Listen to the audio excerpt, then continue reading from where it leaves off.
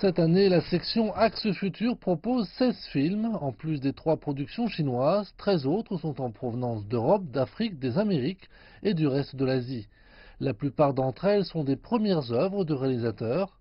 Le plus jeune d'entre eux est La Roijia. Il raconte l'histoire touchante d'un garçon tibétain dans le film Les bottes de pluie de Wang Jia. Les œuvres sont projetées à l'Institut du film de Beijing, la plus grande académie chinoise de cinéma. 3 films seront reconnus pour la qualité de leur production, la direction d'acteurs, ainsi que pour leur scénario. La section est destinée à nourrir la future génération de cinéastes. Le cinéma est un art complet qui combine la compréhension artistique et technique. Cela nécessite un talent polyvalent. Nous avons encore beaucoup à faire à ce sujet.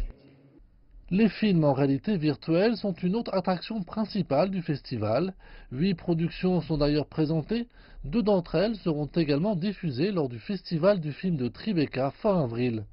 Avec ses lunettes, le public peut plonger dans le décor du film et s'immerger totalement dans l'histoire. Le festival a ouvert la porte au premier film de réalité virtuelle en 2016. Cette année, c'est la première fois qu'il consacre une section à la réalité virtuelle.